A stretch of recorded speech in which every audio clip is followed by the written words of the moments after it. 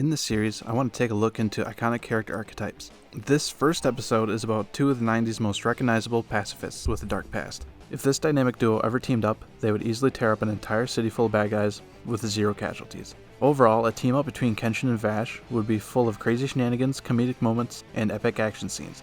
Despite their differences, they share a common goal of doing what is right and protecting the innocent, and that would ultimately bring them together as a powerful and unstoppable team.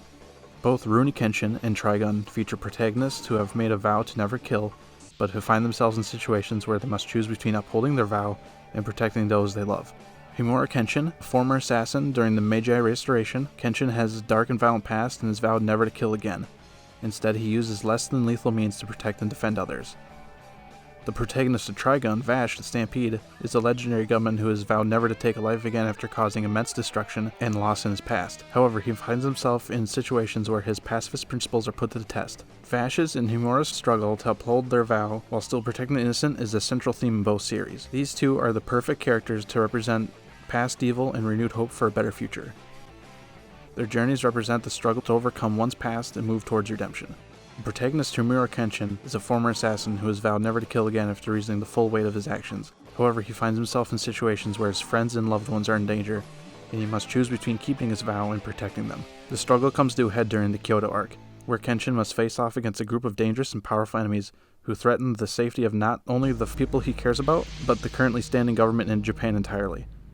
Out of all the villains in Rurouni Kenshin, Makoto is chiefly motivated from what happened during the Bakumatsu and the Boshin War to bring an age of might makes right back to Japan.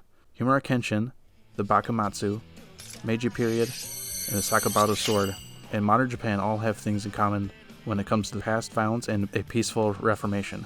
The Sakabado, a reverse blade sword, which has a sharp edge on the inward-facing side of the blade, is a visual representation of Kenshin's committed to pacifism and nonviolence. It is symbolic of Kenshin's desire to atone for his past as a ruthless assassin by choosing to use a weapon that is incapable of killing.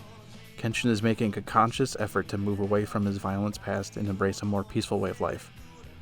This allows Kenshin to fight without causing fatal injuries to his opponents, and embodies his belief that violence should only be used as a last resort. This is similar to modern-day Japan's pacifist stance, which renounces war and the use of military force for settling international disputes. Just as Kenshin wandered Japan for a time, he found reasons to take up his sword again and protect his friends, and sometimes the Meiji period way of life. Just as modern-day Japan is building its military in recent years as external threats from nearby nations like North Korea and China. The most powerful weapon that Vash has at his disposal is the Angel Arm. These powerful weapons have the destructive power to lay an entire city to waste. In an encounter before the start of the series, Vash and Knives have a clash. Knives causes Vash's Angel Arm to activate, and he is almost killed while the city of July is destroyed, leaving 200,000 people displaced, many of which die indirectly in the aftermath. Vash's Angel Arm, like many superweapons in Japanese media, is inspired by nuclear weapons. One design detail that some fans might miss is that both Kenshin and Vash have scars. Of course, Kenshin has his trademark cross scar on his face, which serves as a constant reminder and physical manifestation of his redemption and quest for forgiveness, when he was known as Hitakiri Batosai, and was feared throughout Japan for his deadly skills. After abandoning his violent ways and adopting his pacifist philosophy, Kenshin wears the scar as a symbol of his past mistakes and a reminder of his commitment to atone for his sins. The scar also serves as a warning to others who may be tempted to follow a similar path of violence and destruction. One interesting detail that is not revealed about Vash the Humanoid Typhoon until much later is that he also has massive scars on his chest from battle damage he has taken throughout his lifetime. The scars serve as a poignant reminder of Vash's pacifist tendencies and reluctance to use lethal force, even in the face of danger. They also represent the emotional and physical toll that his commitment to nonviolence has taken on him, as well as a deep-seated trauma from his past experiences. These two are both loved for their kind, generous, selfless acts and wacky antics. But did you know that both these characters are just pretending to be clumsy and look weak? Not to mention both these guys are deeply troubled, thus their happy-go-lucky attitude is a facade as well.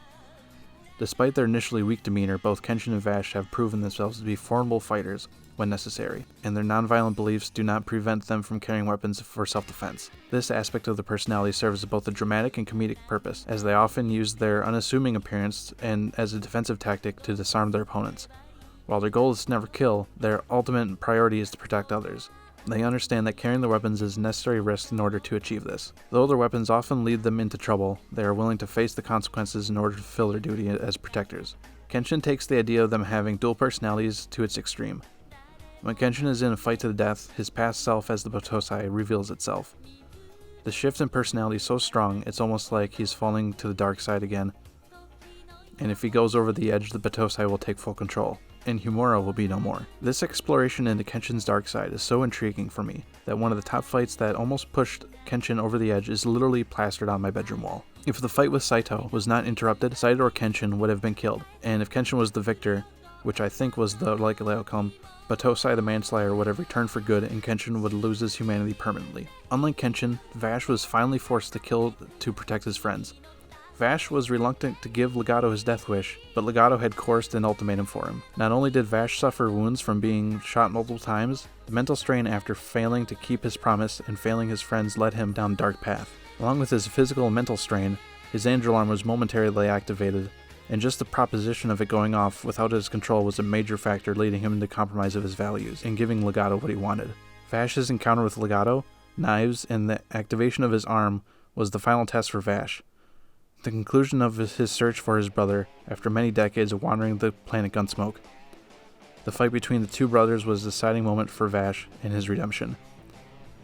This series of events was entirely planned by Knives. He wanted Vash to become like himself and abandon his humanity and keep a hatred for everyone and wipe out every human on the planet. If it wasn't for Wolfwood's final words to Vash before his death in the prior episode, I don't think Vash's encounter with Knives would have turned out the way it had in the story's conclusion. I'm sure Vash would have killed his brother, lost in his misery and abandoned his humanity just as Knives did. Learning from what Wolfwood said to him, Vash chose to live in suffering and to continue down the long path of redemption.